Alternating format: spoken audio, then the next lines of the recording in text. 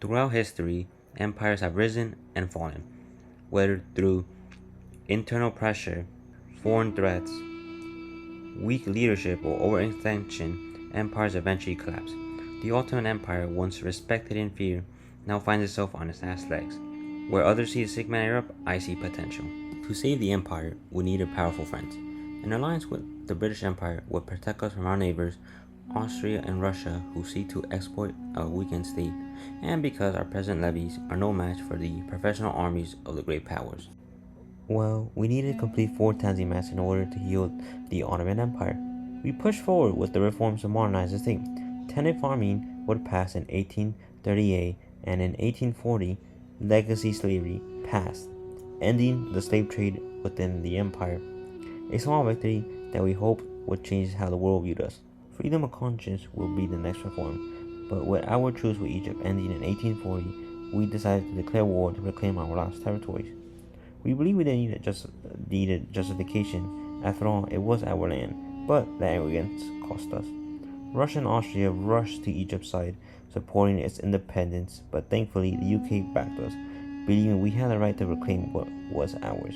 The support of the UK was just enough to hold the multiple fronts against Russia and Austria, as our armies swept across the Egyptian front, capturing Cairo and enforcing all our war goals.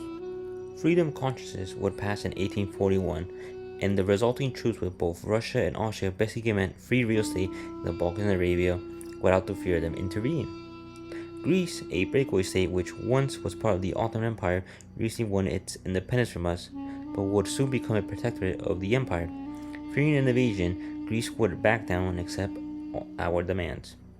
But disaster also struck, as a British representative was murdered in a restaurant in the capital of the Ottoman Empire, which basically forced me to find a scapegoat in order to preserve the alliance I had with the British Empire.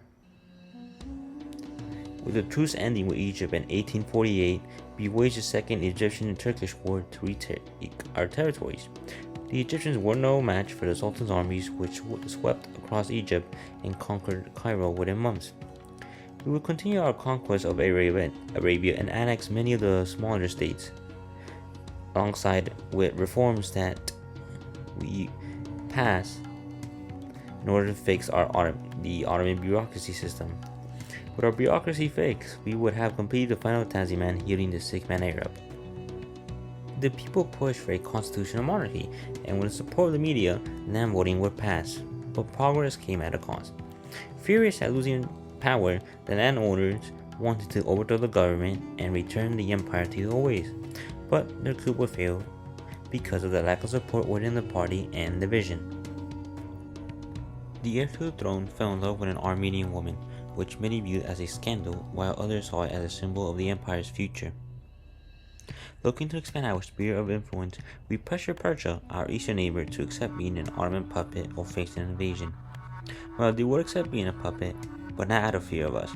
The British Empire, our ally, sought to take territories from Persia, and since we are allies or have an alliance with them, I couldn't intervene, which annoyed me because the Persians would capitulate to most of the demands of the British Empire.